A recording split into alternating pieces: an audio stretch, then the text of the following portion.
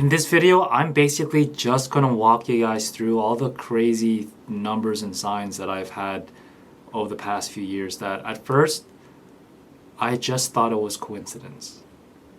I mean, that was pretty much my favorite word before for things that happens, well, coincidence. What else would you say, right? Nowadays, I don't believe in coincidences anymore because, well, of everything that I'm about to talk about. Let's go back to 2019 when, I guess the year we first purchased our home. That year, I kept seeing the numbers 1111, 111 everywhere. For context, I'm not a spiritual guy. I don't look into spiritual things. I'm not superstitious. That's not my MO. That's not what I think about. I'm normally a business guy. I'm always working. I don't think about this side of life, okay? So that year, back in 2019, I started seeing 1111 and 111 literally everywhere. And I kept telling my girlfriend at the time, now wife, that this was happening. Even my friends started to notice because I kept bringing it up. The agent's name that I guess we bought the house from, his name was Godwin. Godwin.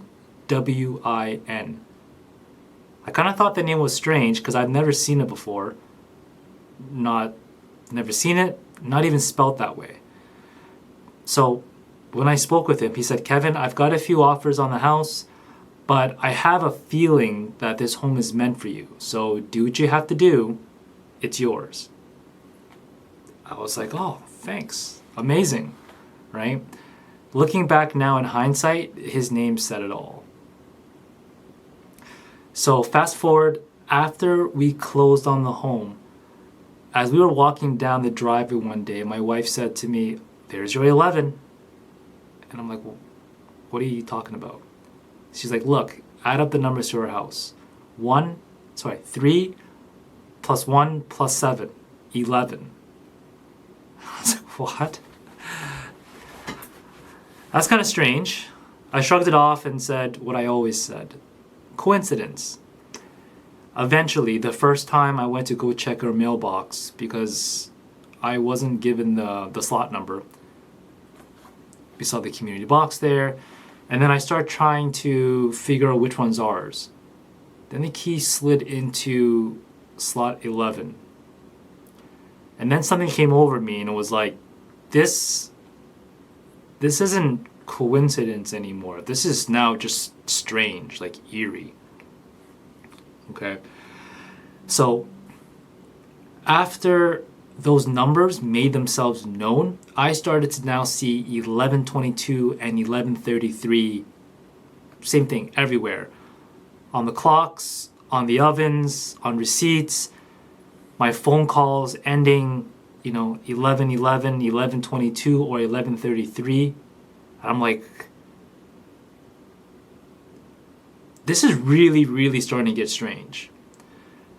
But what was really strange was when we first had our eldest daughter, Adriana, basically the doctor looked at the clock and said, Kate, she arrived at 11:33 p.m. Guys, I froze. I was like, what? What? I didn't know how to explain it. I didn't understand the pattern, but I knew it was happening. Like, I looked at my wife and I was like, that's what I told you. And then nearly 2 years later, when we had our second daughter, Leanna, the doctor looked at the clock, or the nurse, or whatever she was, and then she said to me, or to us, 11:22 a.m. Okay. Guys, these numbers aren't random. They were literally marking moments of significance. Okay? It was like a guide or a marker or like a YouTube video when you're like, go to 11 minutes and 22 seconds. Something like that. Like, these numbers have not stopped following me. Before, I didn't understand numerology or these patterns, but obviously once the veil broke this year, I had to do research. I'm like, everything means something now. Because everything felt orchestrated. It didn't feel random. Living that way was, now I realized, one reality. Understanding the numbers, the science, and how heaven is trying to talk to us or guide us is another. I'm sitting here even thinking about the person I was last year as opposed to the person I am this year. Completely different person, completely different reality, completely different understanding. Now that I know the significance of these numbers, like 11 tells me I'm not alone. 22 tells me to build what's true. And 33 tells me to serve with what I know.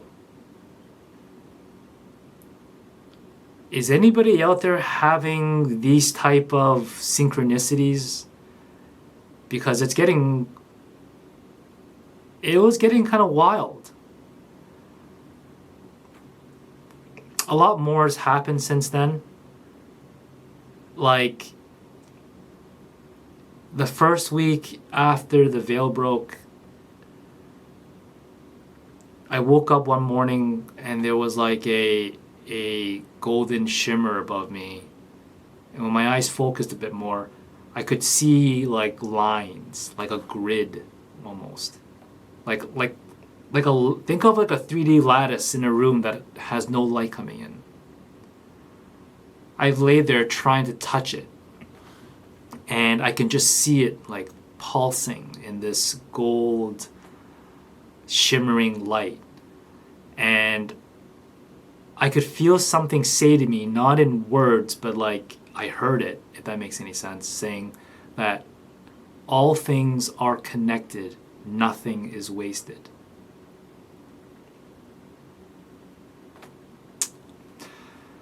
A few mornings later, I woke up and I saw this spinning vortex again, but during the day. But this time it looked like I saw a kingdom behind it. It looked kind of like the Disney logo with like the castle, but it wasn't fully in focus, but you can see it. And then you'd have this swirling vortex, and in front of it, you would see these light beings where they were white and they had wings, and I tried focusing in on it, but I couldn't really see it in detail. But they were being deployed like this, like literally coming out of the veil. It was a crazy experience, guys. I've realized that all of this is called, I guess, awakening. Because when these things happen to you, you start searching and finding out what's going on. Life doesn't feel random anymore. It feels like we're living in an orchestration, like kind of like school for our soul. And then one night, I could see it in my spirit, I guess you would call it. It was clear. It was like we're a block of ice, dense, cold, trapped in impurities. We go through life and we have these trials that sometimes are like, really bad. As we would conceive it as being really bad or perceive it as being bad.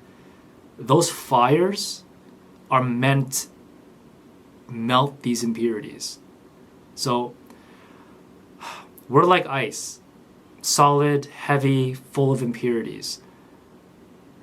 Life doesn't punish the ice. It releases the water within. Solid becomes liquid.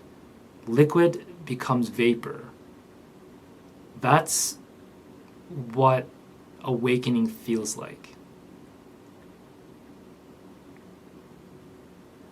It's like your consciousness is expanding. You're noticing things that were always there, but you've never noticed before. You start to notice the mask that people wear that they don't realize is suffocating them. Because you notice the mask that you've once worn as well. And it was like once you've gone through all of these feelings and insecurities that you've had previously, you can now see them as a mirror on everybody else. And they don't see it. Which is strange and eye-opening at the same time. Guys, if any of you guys have gone through this, I'd love to hear it, because I've realized the people around me, we're not on the same frequency anymore. This is what all these signs were doing. They were thawing me. The heat added to my life was kind of, I guess, when you think about it in terms of frequency, just like when you heat water, what happens? The molecules move faster. The frequency rises. And after researching, finally, what is actually going on with me, I found out that the world is going through the same thing. And now I feel pressure to talk about this. So, there we go.